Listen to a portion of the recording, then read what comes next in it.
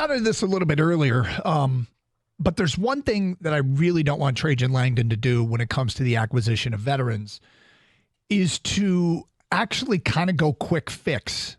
You can go quick fix and be successful, but I feel like the quick fix is because you don't have access to every player that you would love to have. But that doesn't mean you should acquire players that are the best of the group available just to make a move. And I think an example of a quick fix kind of move was back in 2018 when midway through the season, the Pistons were 4 games under 500, and they went and acquired a player that definitely made them better short term, but didn't have a championship caliber ceiling anymore. And that's when they traded for Blake Griffin. They played better basketball the rest of the year, but still missed the playoffs. The next year he played 75 games for them, averaged over 24 points a game, and they made the playoffs. And they were definitely better with Blake Griffin, and they went and got Derrick Rose. They were better with those veterans than without. But they weren't, at that point in their careers, championship caliber players. And so, yeah, they got better, but not to the end that we wanted. Now, there's other things that derailed a chance at that group winning a championship, but those are the kinds of moves, and I hear names like Jeremy Grant thrown out there. Mm-hmm. Would Jeremy Grant perhaps help them, with another addition, get them to 30 wins? Yeah, maybe. And it'd be way better. More than double your win total? Yeah, way better. But are you going to win a championship because you acquired Jeremy Grant? Not exclusively. And maybe there's not a player.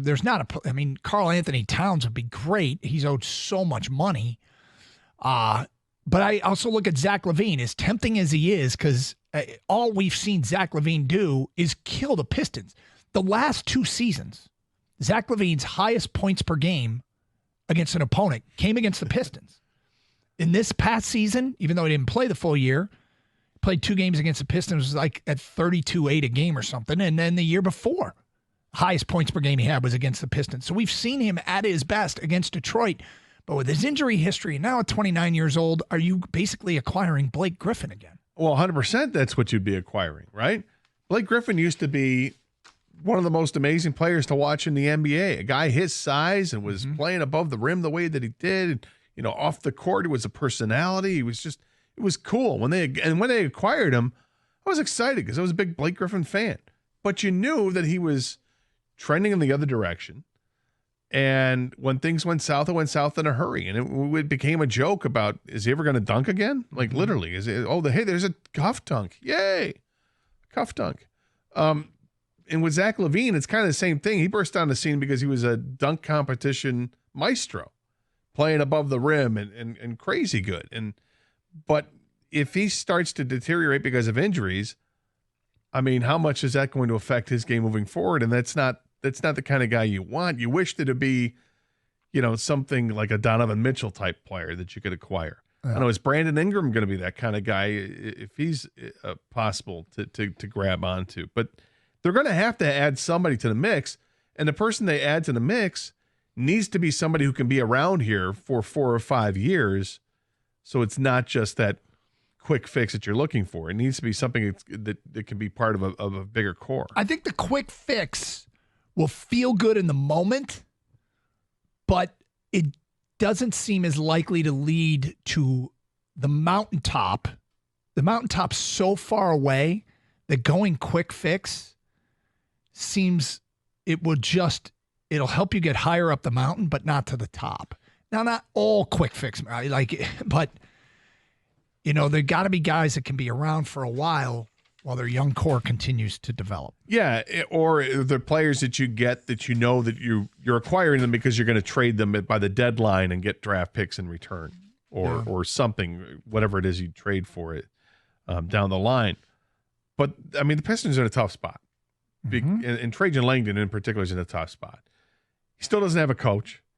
Got to figure all that out. But it seems like they've got a lot of decent candidates to work with, to interview, guys that have had some levels of success working with young teams. Bickerstaff was one that was kind of interesting to see what he was able to do with a very young team and how much they've improved. And there are some other names out there. So I think they'll get a decent coach. But you've got to rearrange the talent that is here on this team, figure out and sift through it and decide, these players I want to work with, these players are fine, but they're not going to work with my team. And somehow spin that into something better, whether it's draft picks or a veteran player that fits what you're looking for or whatever the case is. Maybe you're just adding players to take on somebody's massive contract. To maybe it's part of a 3-way deal, But they've got to do something with this.